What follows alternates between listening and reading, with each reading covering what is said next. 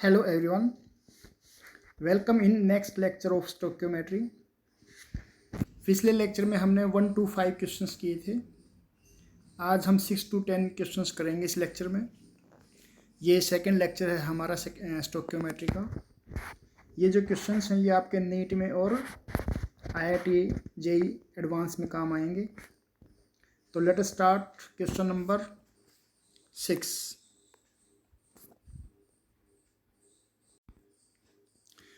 तो question number 6 में हमारा दे रखा है 6.2 gram of sample containing sodium carbonate and sodium bicarbonate and non volatile inert impurity. Total sample जो है वो 6.2 ग्राम है। उसके अंदर सोडियम कार्बोनेट भी है, सोडियम बाइकार्बोनेट भी है और कुछ नॉन वोलेटाइल इनर्ट इम्प्योरिटी है। इसको अगर हम हीट कर देते हैं तो it loses 5% of its mass. 5% मास इसका निकल जाता है हीट करने से। क्यों? क्योंकि सोडियम बाइकार्बोनेट हीट करने से क्या बनाएगा? Sodium carbonate, water and CO2। तो यहाँ से वाटर वेपर बन के निकल जाएगा और CO2 गैस होती है तो वो निकल जाएंगी। तो ये मास का लॉस होगा इसके अंदर। Residue is dissolve in water. जो रेजिड्यू है उसको हम क्या करते हैं? वाटर में डिजोल्व करते हैं और उसको फिर 500 ml सोल्यूशन बना लेते हैं। उसका हम पानी डाल के क्या बना लेते हैं? 500 ml solution, not 500, it is 100 ml solution. और 100 ml सोल्यूशन में से 10 ml लेके उसकी ट्रीटमेंट करवाते हैं हम 7.5 ml 0.2 molar aqueous solution of barium chloride, जिससे क्या हो जाएगा? बेरियम कार्बोनेट बनेगा और सारा का सारा कार्बोनेट प्रेसिपिटेट आउट हो जाएगा। तो अब हमें निकालना क्या है? Determine mass in gram of sodium carbonate in the original sample. जो हमारा स्टार्टिंग में सैंपल था उसमें सोडियम कार्बोनेट कितना था उसका हमें मास निकालना है। तो लेट स्टार्ट इट्स सॉल्यूशन। तो हमें क्या दे रखा है? Sodium carbonate, sodium bicarbonate plus non volatile inert impurity का टोटल मास दे रखा 6.2 ग्राम। अगर इसको हम इग्नाइट करते हैं तो ये क्या करता है? 5% मास अपना लूज कर देता है। सोडियम बाइकार्बोनेट को हीट करने से क्या बनेगा? सोडियम कार्बोनेट और वाटर और CO2 इसमें से निकल जाएंगे, जिसकी वजह से किसका लॉस होता है? लॉस इन मास। अब जो रेजिड्यू आएगा उसको हम वाटर में डिजोल्व कर लेते हैं और कितना सॉल्यूशन बना देते हैं हम? 100 ml सॉल्यूशन। और इसका 100 ml सॉल्यूशन का में से 10 ml सॉल्यूशन लेके उसकी जो है हम रिएक्शन करवाते हैं 7.5 ml 0.2 मोलर बेरियम क्लोराइड के साथ। तो कंप्लीट प्रेसिपिटेशन करवा देता है कार्बोनेट का। तो इसमें हमें निकालना है कि what is the mass of sodium carbonate in gram in the original sample. जो स्टार्टिंग में सैंपल था उसमें परसेंटेज निकालनी है। तो ये क्वेश्चन सबको समझ में आ गया। तो लेट अस स्टार्ट। तो टोटल वेट सैंपल का देखा है अभी 6.2 ग्राम। टोटल वेट जो है कितना देखा है? 6.2 ग्राम। अब इसको हीट करेंगे तो कितना लॉस है वेट में? 5%। तो 5% कैसे निकालेंगे हम? 5%, 5/100 इंटू जो इसका वेट था 6.2। तो ये हमारा जो वेट का जो लॉस हुआ वो कितना हुआ है? 0.31 ग्राम का लॉस हुआ है।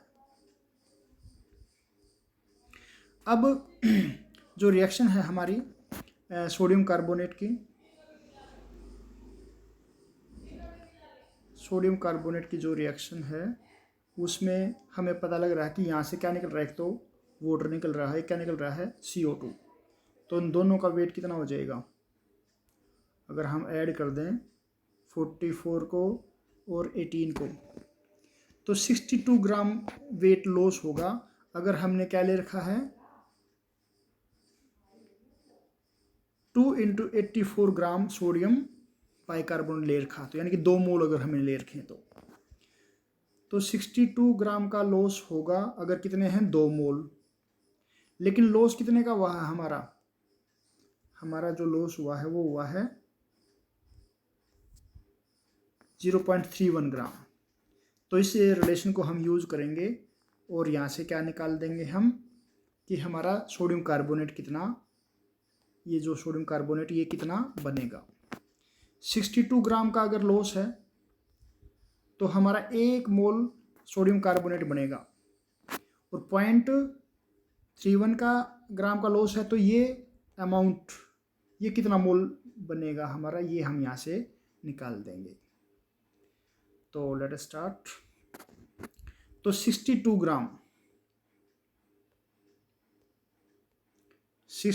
ग्राम जो है अगर लॉस होता है वेट में, तो इसका मतलब कितना सोडियम बाइकार्बोनेट बना है 1 मोल।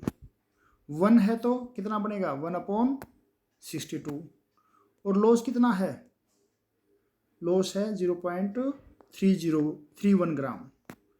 तो यहाँ से कितना आ जाएगा, ये 0.005 मोल ऑफ सोडियम कार्बोनेट। तो यहाँ से हमें पता लग गया कि हमारा सोडियम कार्बोनेट कितना बना है। तो ये हमारी अमाउंट आ गई सोडियम कार्बोनेट की, जो हमारा किससे बनेगा, सोडियम बाइकार्बोनेट से। कुछ सोडियम कार्बोनेट पहले भी है, कुछ अभी ये बना है। तो ये वेट है जिसका जो हमारा कार्बोनेट बना है, सोडियम कार्बोनेट बना है। तो यहाँ से हमने लिखा moles of sodium carbonate produced from sodium bicarbonate 0.005 मोल। और जितना सोडियम कार्बोनेट होगा उसी से क्या निकल जाएगा, हमारा सोडियम कार्बोनेट भी निकल जाएगा। तो सोडियम कार्बोनेट हमारा 0.005 मोल है, तो जो हमारा कार्बोनेट बनेगा, कार्बोनेट वो भी तो सेम बनेगा। जितना हमारा सोडियम कार्बोनेट उतना ही हमारा कार्बोनेट बनेगा। तो इसको हम इक्वेशन 1 मान लेते हैं कि कुछ कार्बोनेट हमारा यहाँ से आया है। अब हमने जो रिएक्शन करवाई है उस रिएक्शन में हमने बताया है कि भी जो बेरियम क्लोराइड हम डाल रहे हैं वो सोडियम कार्बोनेट के साथ रिएक्शन करके क्या बनाएगा, बेरियम कार्बोनेट। इसके क्या बन जाएंगे, प्रेसिपिटेट बन जाएंगे। तो 1 मोल के लिए हमें 1 मोल के लिए क्या चाहिए, 1 मोल सोडियम कार्बोनेट को 1 मोल ही चाहिए बेरियम क्लोराइड का रिएक्ट करने के लिए। तो हमने क्योंकि 10 ml सॉल्यूशन लिया है 10 ml, तो उसके अंदर 10 ml के अंदर कितना जो है हमारा कार्बोनेट को न्यूट्रलाइज करवाने की पावर है। तो जो मिलीमोल्स बनेंगे 10 ml, मिलीमोल्स जो मिलीमोल्स का मतलब है मोल्स इंटू 10⁻⁻, नहीं मोल्स जितने होते हैं उसको 1000 से गुना कर लो तो वो मिलीमोल हो जाएगा। तो 10 मिलीलीटर में कितने कार्बोनेट हैं उसको कौन बता पाएगा, ये कि कितने मिलीमोल्स बेरियम क्लोराइड के हैं 7.5 ml 0.2 मोलर सॉल्यूशन में। तो यहाँ से अगर हम मोलरिटी को मल्टीप्लाई कर देते हैं उसके वॉल्यूम से, तो ये क्या निकल जाएंगे हमारे मिलीमोल। तो 1.5 मिलीमोल आ गए। तो इतने ही मिलीमोल हमारे किसके बनेंगे, सोडियम कार्बोनेट के 10 ml में। लेकिन हमारा सॉल्यूशन तो 100 ml है, तो 100 ml में कितने होंगे, 10 ml में है 1.5, तो हमारे जो हैं 100 ml में कितने होंगे, तो इसको मल्टीप्लाई कर देंगे 100/10 से, तो ये आ जाएंगे 15 मिलीमोल। अब मिलीमोल को अगर आप मोल में बदलना चाहते हो तो 10⁻³ कर देंगे। तो इस तरह से मिलीमोल आ जाए। मिलीमोल को हमने मोल में कन्वर्ट कर दिया, जैसे मिलीग्राम को ग्राम में कन्वर्ट करते हैं वैसे ही मिलीमोल को मोल में कन्वर्ट कर दिया। तो यहाँ पर हमें कार्बोनेट के मिलीमोल मिल गए, बल्कि मोल मिल गए किसमें, 100 ml में। कितने मिलीमोल मिले हमें, 0.015 मोल, ये कार्बोनेट के मोल्स हो गए टोटल। और जो हमारा जो सैंपल है उसके अंदर, सैंपल के अंदर कार्बोनेट कितने हैं, ये तो टोटल हैं। ये कार्बोनेट जो आए, ये तो आए हैं टोटल। टोटल कौन से, जो सोडियम कार्बोनेट में थे वो भी, और जो हमें सोडियम बाइकार्बोनेट से मिले थे वो भी। अब सैंपल जो था स्टार्टिंग में, उसमें कितने मिलीमोल होंगे, तो ये टोटल में से हम माइनस कर देंगे कौन से, जो हमें बाइकार्बोनेट से मिले हैं, जो हमें इक्वेशन 1 में मिले थे। अभी इक्वेशन 1 ये मानी थी हमने, तो यहाँ से मिलीमोल जो आए थे, जो सोडियम बाइकार्बोनेट से मिले हैं, उनको यहाँ से माइनस कर देंगे, तो वो किसके मिलीमोल्स आ जाएंगे, ये मिलीमोल्स आ जाएंगे हमारे सैंपल में सैंपल में कार्बोनेट के। अब जितने कार्बोनेट होंगे उतने सोडियम कार्बोनेट होंगे, जितने क्या होंगे कार्बोनेट, उतने क्या होंगे, जितने सोडियम कार्बोनेट होंगे उतने क्या होंगे, मतलब ऐसे लिख सकते हैं हम कि Na2CO3 और ये CO3 2 नेगेटिव। तो जितने मोल हमारे सोडियम कार्बोनेट के होंगे उतने ही कार्बोनेट के होंगे। तो इसलिए हमने कार्बोनेट लिखा है तो सोडियम कार्बोनेट लिख देंगे। तो 0.01 मोल हमारे आ गए कार्बोनेट के, तो सोडियम कार्बोनेट के भी क्या होंगे, सेम मोल। और इसको अगर हम मल्टीप्लाई कर दें सोडियम कार्बोनेट के मोलर मास से, तो ये आ जाएगा हमारा मास ऑफ सोडियम कार्बोनेट 1.06 ग्राम। यही हमें निकालना था। तो let us start next question. एक बेसिक कॉन्सेप्ट मैं आपको बता दूं इसी क्वेश्चन के ऊपर, कि देखो जो मोलरिटी होती है क्या होती है, वो number of moles upon volume in litre. Number of moles जो होते हैं उसको अगर हम डिवाइड करते हैं वॉल्यूम इन ml से, वॉल्यूम इन लीटर से, तो क्या होती है ये हमारी मोलरिटी। अगर हम वॉल्यूम को ml में लें तो हमें क्या करना पड़ेगा, 1000 से मल्टीप्लाई। और यहाँ से अगर हम N2 निकाल दें, यहाँ से अगर हम क्या निकालते हैं N2, तो वो क्या आएंगे, मोलरिटी इंटू वॉल्यूम इन ml अपॉन 1000। 1000 को अगर ऊपर लेके जाते हैं हम तो 10⁻³ तो जो N2 आ गया हमारा वो क्या आ जाएगा, मोलरिटी इंटू वॉल्यूम इन ml इंटू 10⁻³ मोल। अगर इसको हम मिली मोल में कन्वर्ट करना चाहें तो हमें 1000 से क्या करना पड़ेगा, मल्टीप्लाई, यानी 10⁻³ से 1000 कैंसिल हो जाएगा। तो N2 जो है नंबर ऑफ मिली मोल्स क्या आ जाएंगे, मोलरिटी इंटू वॉल्यूम इन ml। तो सारा का सारा एक साथ ही आपको याद रखना है रिजल्ट, कि नंबर ऑफ मिली मोल्स जो होते हैं वो क्या होते हैं, मोलरिटी इंटू वॉल्यूम इन ml। और नंबर ऑफ मोल्स हो तो मोलरिटी, अगर नंबर ऑफ मोल्स हम निकालते हैं तो वो क्या आएगी, molarity into volume in litre, ये आएंगे हमारे number of moles, number of moles आएंगे, molarity into volume in litre. और मिलीमोल करना है तो यहाँ पे वॉल्यूम किस में हो जाएगा, इस वॉल्यूम को अगर आप ml में लिखते हो तो ये क्या हो जाएगा, मिलीमोल्स, नंबर ऑफ मिलीमोल्स हो जाएंगे ये। तो एक ये रिलेशन है, ये आपको याद रखना होता है। हाँ जी, 7th क्वेश्चन ना,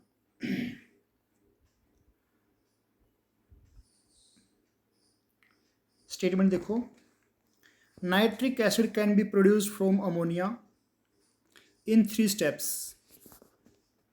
nitric acid can be produced by the following reaction. First step है कि 4 मोल ऑफ अमोनिया क्या बनाएं, 4 मोल ऑफ NO। अगले में 2 mole of NO, 2 mole of NO2 बनाएं। तीसरे स्टेप में 3 मोल ऑफ NO2 क्या बनाएं, 2 मोल ऑफ HNO3। पहला जो स्टेप है उसकी जो यील्ड है वो है 50%, सेकेंड स्टेप की यील्ड है 60%, थर्ड की है 80%। तो हमें बताना है कि अमोनिया का कितना वॉल्यूम हमें चाहिएगा at 1 atmosphere and 0 degree Celsius, यानी कि एसटीपी पे कितना वॉल्यूम हमें अमोनिया का चाहिए क्या करने के लिए, to produce 1575 gram of HNO3। तो ये स्टेटमेंट है। तो let us see the answer solution.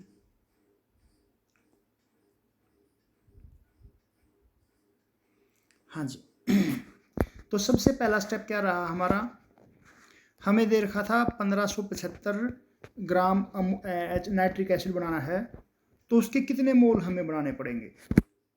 तो पहला स्टेप तो हो गया हमारा, मोल्स निकाल दिए हमने कि भी 1575 को डिवाइड कर दो gram molecular mass of HNO3 से।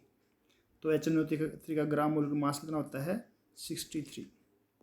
तो ये वैल्यू पुट करके हमने मोल्स निकाले, 25 मोल हमें बनाने हैं। अब जो NO2 बनेगा हमारा, NO2 अगर आप रिएक्शन में देखोगे तो NO2 कैसे बन रहा है देखना। जो थर्ड स्टेप है, थर्ड स्टेप में HNO3 के 2 मोल बनेंगे 3 मोल ऑफ NO2 से। तो नाइट्रिक एसिड के 25 मोल हम बनाना चाह रहे हैं, तो कितने NO2 हमें चाहिएंगे। 2 मोल HNO3 बनाने के लिए चाहिए हमें 3 मोल ऑफ NO2, 1 मोल बनाने के लिए चाहिए 3/2, 25 बनाने के लिए चाहिए इंटू 25। और क्योंकि इसकी यील्ड है 80%, तो इसको मल्टीप्लाई करेंगे हम 100/20 से।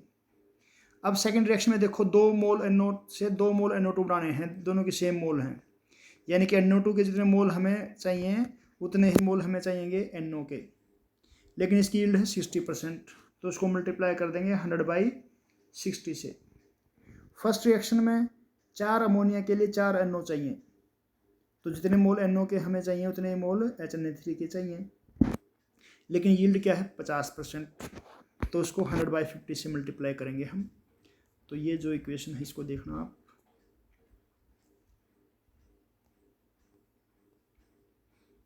तो number of moles of NO2 required, NO2 जो चाहिए उसके 3 मोल चाहिए, 2 मोल नाइट्रिक एसिड के बनाने के लिए, तो हमने 3/2 लिख दिया। 25 क्यों लिखा, क्योंकि 25 मोल बनाने हैं। इसकी यील्ड कितनी है 80%, तो 100/80 आ गया। अब हमें NO के मोल निकालने हैं, तो 2 मोल NO के बनाने के लिए 2 मोल NO2 चाहिए, या 2 मोल NO2 बनेंगे 2 मोल NO से। तो 1 मोल के लिए 2/2, और कितने मोल चाहिए हमें 3/2 इंटू 25 इंटू 100/80, तो इससे मल्टीप्लाई कर दिया। ये जो है ये तो हमारा है जो हमें चाहिए किसके NO2 के।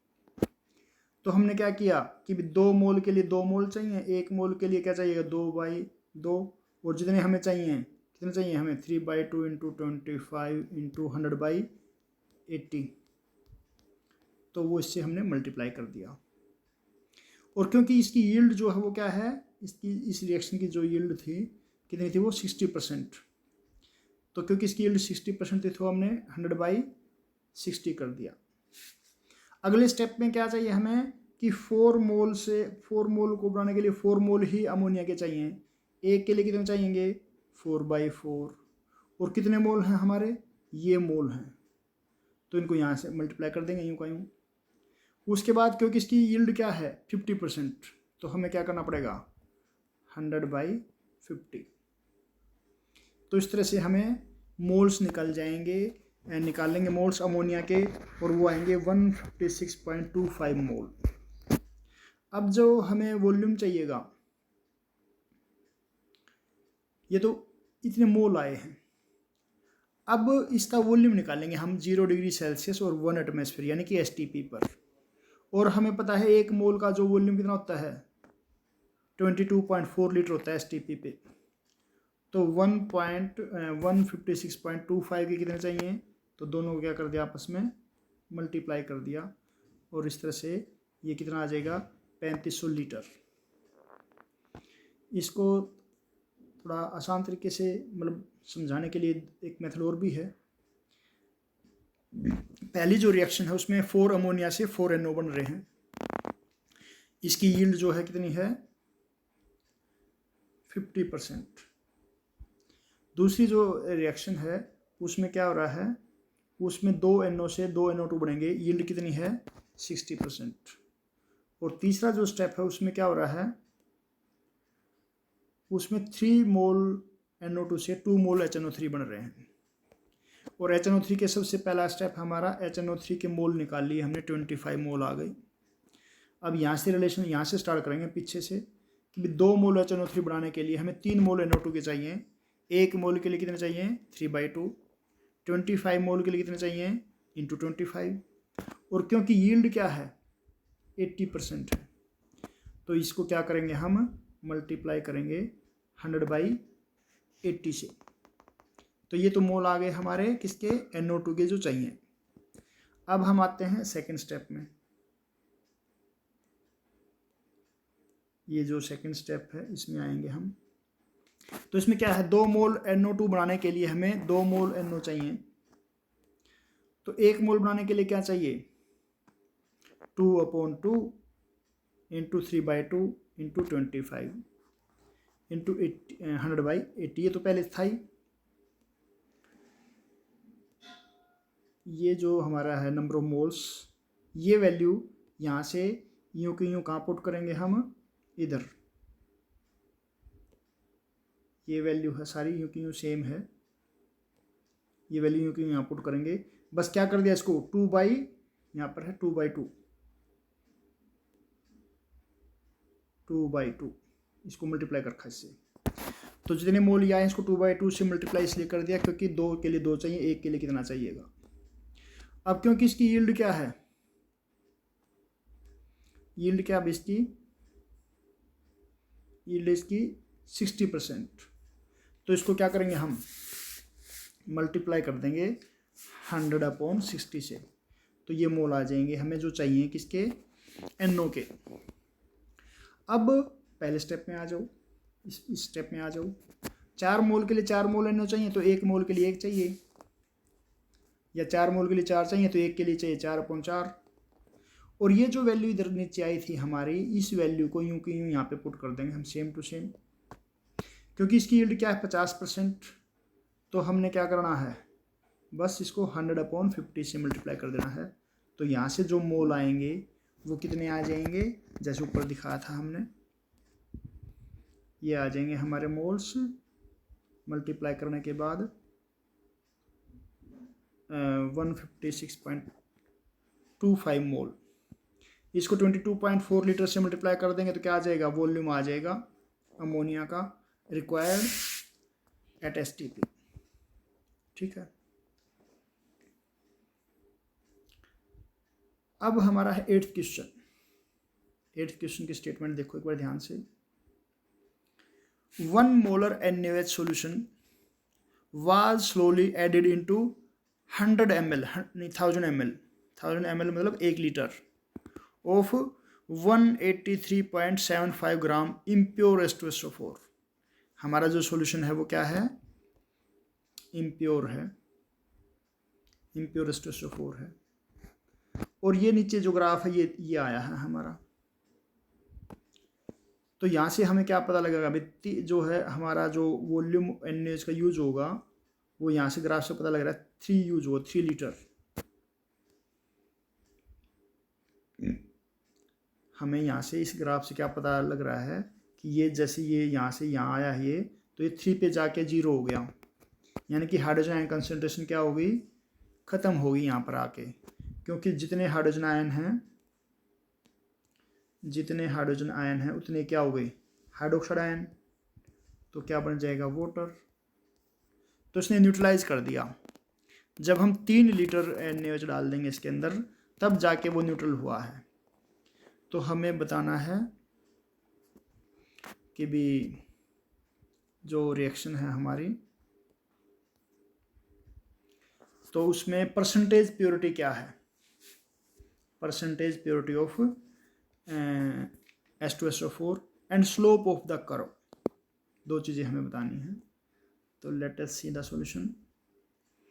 देखो जो टाइट्रेशन होती हैं, टाइट्रेशन हम ऊपर ब्यूरेट लेते हैं, नीचे टाइट्रेशन फ्लास्क लेते हैं। टाइट्रेशन फ्लास्क में एक रिएजेंट डाल, एक जो भी हमारा है जिसको अभी टाइट्रेशन करवाने वो लेंगे, उसके अंदर कोई इंडिकेटर डाल लेंगे, ऊपर से ड्रॉप बाय ड्रॉप हम दूसरा सॉल्यूशन डालते हैं। जब कोई कलर में चेंज आए या कोई प्रेसिपिटेट बने तब हमें पता लग जाता है कि एंड पॉइंट आ गया। तो यहाँ पर हमें दे रखा है कि भी जो NaOH है, ग्राफ से हमें पता लगा है कि जो NaOH का वॉल्यूम यूज होगा इस टाइट्रेशन में वो कितना यूज होगा, 3 लीटर। तो NaOH का वॉल्यूम जो यूज होगा यहाँ पे 3 लीटर यूज होगा। और NaOH की जो कंसंट्रेशन है वो भी दे रखी है 1 मोलर। क्या दे रखा है हमें, 1 मोलर NaOH दे रखा है। और जो H2SO4 है,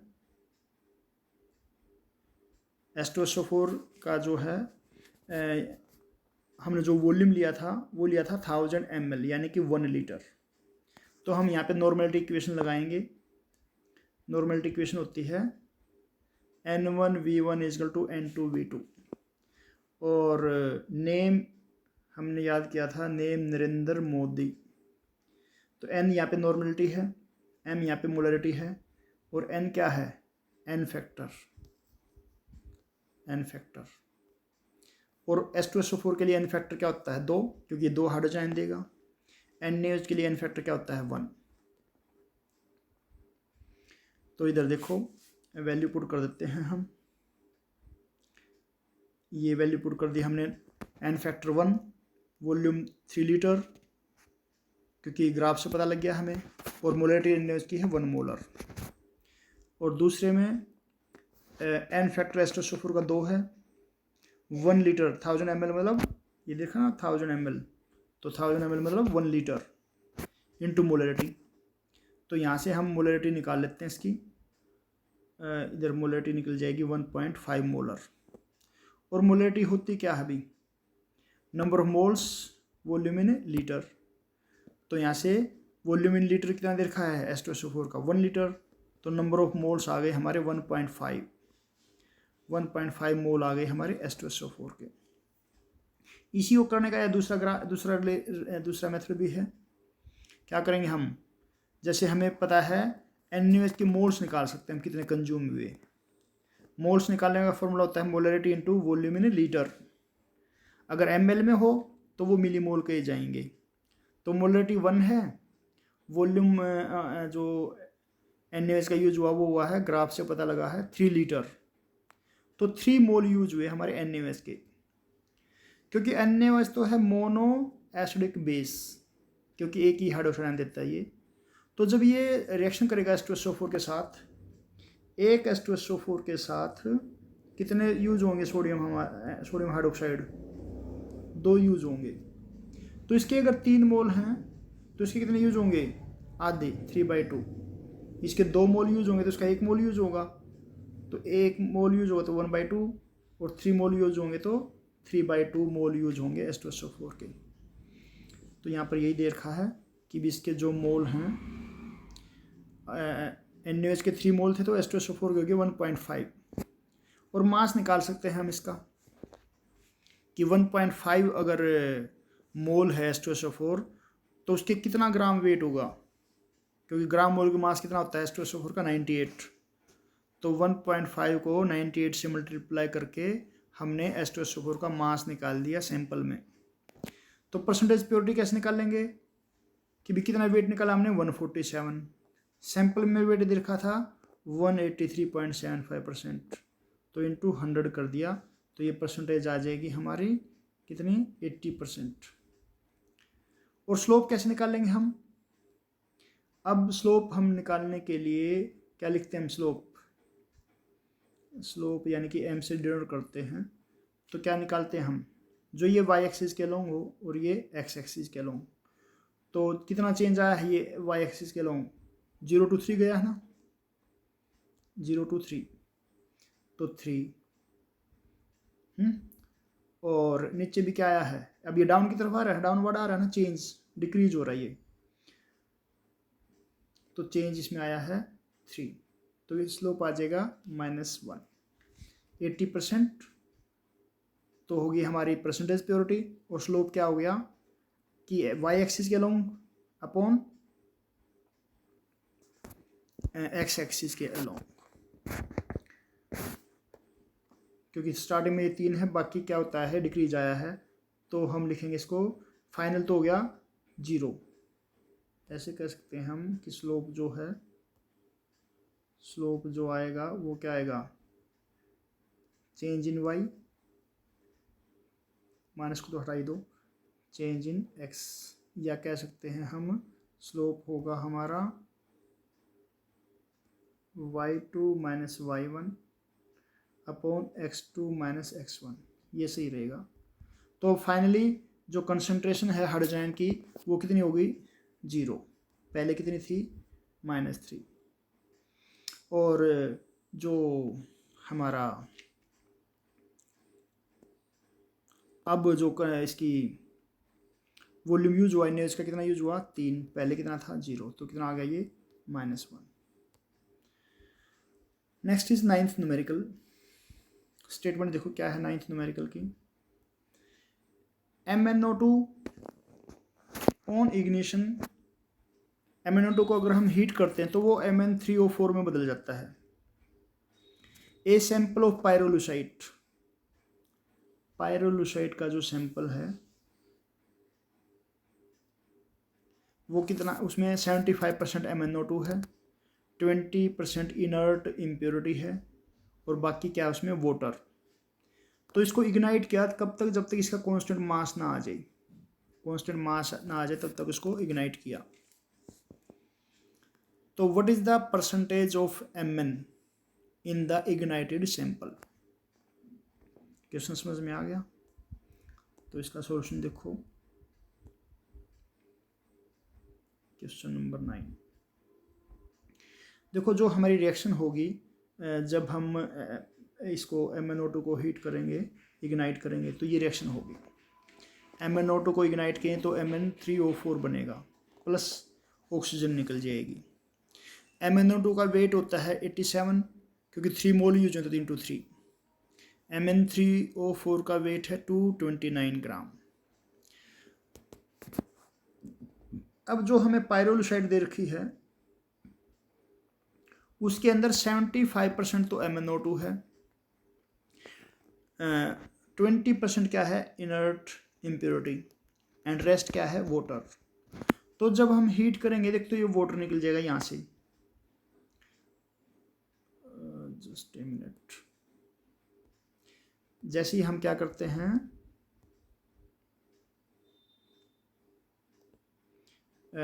ये जो MnO2 है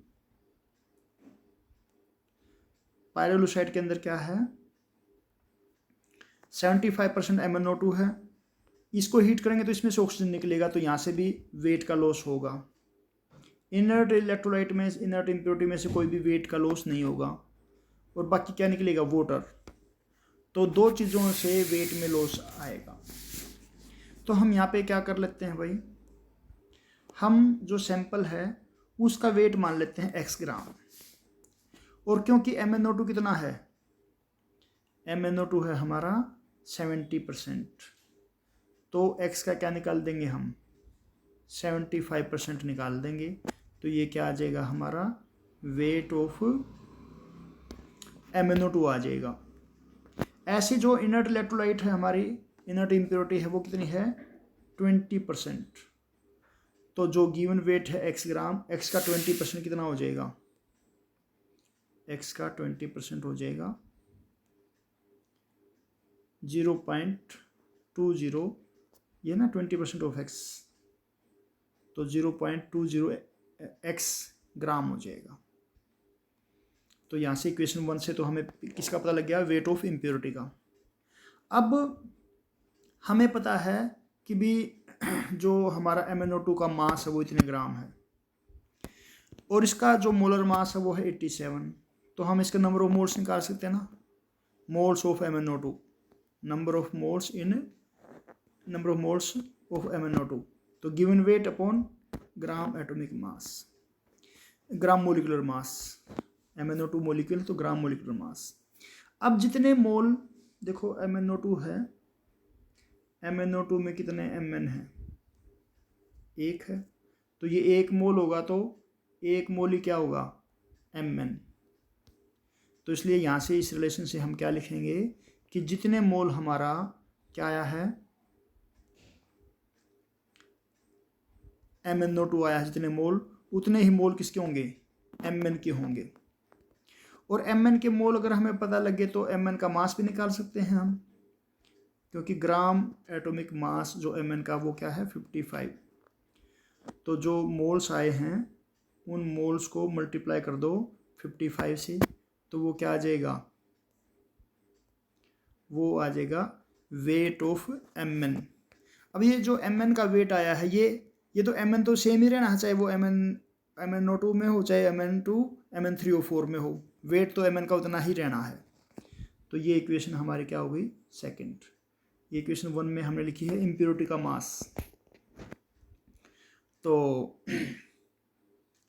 नेक्स्ट क्या है फिर कि MnO3 जो MnO2 जो है वो हीट करने से क्या बनाएगा, ये रिलेशन दोबारा से हमने लिखा कि भी अगर इसके 3 मोल होंगे, 283 × 87 ग्राम अगर MnO2 है तो वो क्या करेगा, 229 ग्राम Mn3O4 बनाएगा। तो इधर से देखो 3 × 87 ग्राम MnO2 will produce 229 gram Mn3O4। तो 1 ग्राम कितना बनाएगा, डिवाइड कर देंगे। और हमने वेट निकाला था भी MnO2 का ऊपर, तो 0.75 ग्राम निकाला था, तो उसमें कितने हमारे Mn3O4 होंगे, तो इंटू ये कर दिया, तो ये वेट आ गया हमारा किसका, Mn3O4 का। इसको निकालने का ये दूसरा मेथड भी है। जब हमने ऊपर MnO2 के मोल निकाल लिए 0.75 x/87, तो यहाँ से देखो इधर से इधर अगर हमारे ये 3 मोल है तो Mn3O4 कितने मोल बनेंगे, 1। तो 1 मोल से कितने बनेंगे, 1/3। तो हमने सिर्फ MnO2 के मोल्स को 1/3 कर देना है, सीधे मोल्स निकल जाएंगे। तो ये जो मेथड है इधर वाला, ये तो है यूनिटरी मेथड, ये है मोल के हिसाब से। तो हमने क्या करना है, मोल्स ऑफ MnO2 हमने निकाल ही लिए हैं ऊपर, तो Mn3O4 के कितने मोल बनेंगे, 1/3। तो मास निकाल देंगे फिर इसका, MnO3 के मोल्स पता हैं तो MnO3 का ग्राम मोलर मास पुट करके, और यहाँ से हम क्या निकाल देंगे, ये 229 होता है, तो ऊपर ये मोल्स हो गए इंटू इसका ग्राम मोलर मास, तो ये आ गया 0.658 x ग्राम। तो किसका वेट आ गया, ये Mn3O4 का, मतलब जो रेजिड्यू है उसमें Mn3O4 है। एक Mn3O4 बचेगा रेजिड्यू में, एक क्या बचेगा, इनर्ट जो वो हमारी इम्प्योरिटी है। तो जो टोटल मास होगा, टोटल मास जो होगा रेजिड्यू का, वो क्या होगा, mass of Mn3O4 produced plus mass of impurity. तो MnO3 का तो ये जो है Mn3O4 का मास तो अभी हमने यहाँ से निकाला ही है, यहाँ से यहाँ ये पुट कर देंगे, यहाँ से वैल्यू पुट कर देंगे 0.658 x ग्राम। और ऊपर इक्वेशन 2 में हमने निकाला था वेट ऑफ इम्प्योरिटी 0.20 x, तो टोटल वेट आ जाएगा हमारा 0.858 x ग्राम। तो ये तो आ गया वेट ऑफ रेजिड्यू। अब हमने ऊपर निकाला था इक्वेशन 1 में, इक्वेशन इसमें 2 में, कि मास ऑफ Mn क्या होगा, मास ऑफ Mn। तो ये जो Mn का मास है, चाहे वो MnO2 में कहीं चाहे MnO3 में Mn3O4 में कहीं बराबर ही रहना है। तो ये वेट हमने यूं का यूं पुट करके ऊपर और नीचे total mass of residue into 100। तो इस तरह से हम क्या निकाल देंगे, परसेंटेज निकाल देंगे मैग्नीज की रेजिड्यू में। और दूसरा मेथड इसका समझो तो कि टोटल सैंपल मान लिया भी हमने 100 ग्राम। अब क्योंकि MnO2 हमारा 75% दे रखा, तो MnO2 कितना हो जाएगा, 75 ग्राम हो जाएगा। इनर्ट इम्प्योरिटी हो जाएगी 20 ग्राम। तो जो मोल आएंगे MnO2 के कैसे निकालेंगे, जितना उसका मास है उसको उसके ग्राम मोलिकुलर मास यानी कि 87 से डिवाइड कर दिया। तो जितने मोल्स यहाँ पे MnO2 के निकलेंगे उतने मोल कितने होंगे उस किसके होंगे, वहाँ Mn के भी होंगे। अब जो मास निकाल लेते हैं यहाँ से हम Mn का, क्योंकि मोल तो निकल ही गए, मोल तो हमारे क्या हो गए, सेम हो गई है। जितने मोल इधर हैं ये मोल हमने निकाल ही लिए, ये मोल। तो इस मोल को यूँ का यहाँ पे वैल्यू पुट करो और यहाँ पे मास पुट कर दो Mn का, ग्राम एटॉमिक मास। तो ये Mn चाहे MnO2 में हो चाहे Mn3O4 में हो, मास Mn का दोनों में सेम रहेगा, क्योंकि Mn तो चेंज हो ही नहीं सकता, कहीं से आया थोड़ा ना है, जितना है उतना ही रहा है, ना ही वो हीट करने से गायब हुआ है। निकली है तो ऑक्सीजन निकली है या फिर वेपर जो थे वाटर के वो निकले हैं। तो इक्वेशन 1 से हमें Mn का वेट पता लग गया कितना है, और फिर बाकी तो सेम है ही। इसमें हमने क्या करना है कि जो Mn3O4 के जो मास प्रोड्यूस होगा, कितना प्रोड्यूस होगा, जितने मोल हमने निकाले हैं किसके MnO2 के, उसका 1/3 कर देंगे, क्योंकि 3 मोल से क्या बनेगा 1 मोल, तो 1/3 इंटू 229। ये 229 क्या है, gram molecular mass of Mn3O4। तो इस तरह से क्या पता लग जाएगा हमें, मोल्स पता लग गए किसके, Mn3O4 के। ठीक है, टोटल मास ऑफ रेजिड्यू कितना हो जाएगा, एक तो जो मास आपका यहाँ पे आएगा, ये जो मास आएगा हमारा ये वाला, क्योंकि Mn3O4 जो बना है उसका मास यहाँ, प्लस जो इम्प्योरिटी थी 20% वो, तो टोटल मास आ गया रेजिड्यू का। और इधर ऊपर ये Mn का वेट पुट कर देंगे हम, ये Mn का वेट, ये रेजिड्यू का वेट इंटू 100। तो इस तरह से हम परसेंटेज निकाल देंगे 55.25%। अब हमारा 10th क्वेश्चन है,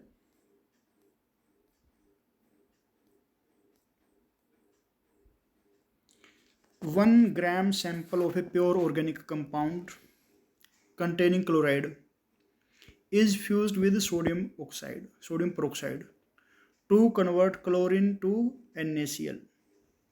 The sample is then dissolved in water and the chloride precipitated with AgNO3, giving 1.96 gram of AgCl.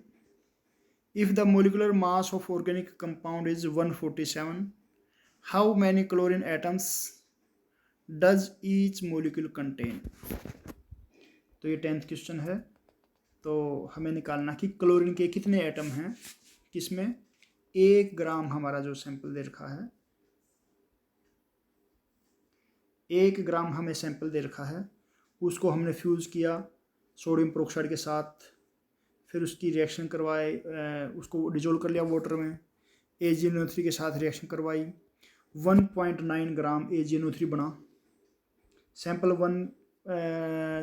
1 ग्राम था, AgCl बना 196 ग्राम, और ऑर्गेनिक कंपाउंड का मोलिकुलर मास दे रखा है 147। तो हमें बताना कि क्लोरीन के कितने एटम होंगे एक मोलिक्यूल में। समझ में आ गया क्वेश्चन? तो इसका सॉल्यूशन देखो,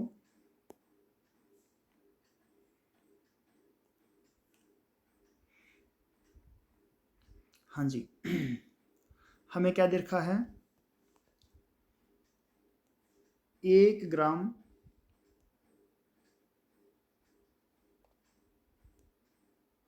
हमें दे रखा है 1 ग्राम ऑर्गेनिक कंपाउंड जिसमें क्या है, क्लोरीन है।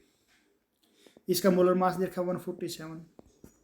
इसको Na2O2 के साथ फ्यूज करवा तो NaCl बना, वाटर डाल दिया तो NaCl सॉल्यूशन बन गया, AgNO3 के साथ रिएक्शन करवाए तो क्या बन जाएगा, AgCl। कितना बना AgCl, 1.96 ग्राम। तो क्वेश्चन समझ में आ गया। और निकालना क्या है कि एक मॉलिक्यूल में कितने क्लोरीन एटम हैं, ये निकालना है। तो let us see the solution. आसान सा क्वेश्चन है।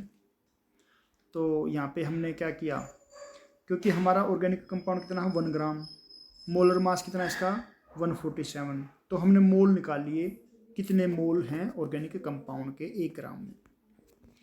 और यहाँ से हमने देखा कि ये 196 ग्राम AgCl बन रहा है। तो पहले तो AgCl का क्या निकाल लेते हैं, मोलर मास। अब AgCl के कितने मोल बने, given weight upon gram molecular mass. अब AgCl में क्या है, AgCl में एक ही तो क्लोराइड है, तो जितने AgCl हैं उतने क्या होंगे, क्लोराइड। तो इसका मतलब ये क्लोराइड इतने मोल इसके अंदर हैं। तो क्लोराइड के इतने मोल प्रेजेंट हैं, कितने मोल में, 1, इतने मोल प्रेजेंट हैं किसमें, 1/147 मोल में। तो 1 मोल में कितने प्रेजेंट होंगे वो हमें निकालना है। 1 मोल अगर हम लें तो क्लोराइड कितने होंगे, तो let us see the relation. तो हमें क्या दे रखा है कि 1/47 में कितने मोल निकाल दिए हमने क्लोराइड के, 1/96/143.5 मोल क्लोराइड। 1 में कितने होंगे, तो ये इधर जाके डिवाइड हो जाएगा, तो हमारे कितने निकल जाएंगे 2.007 यानी कि 2। तो इसका मतलब मोलिक्यूल के अंदर 2 क्या हैं, क्लोराइड। तो समझ में आ गया। तो थैंक यू फॉर वॉचिंग।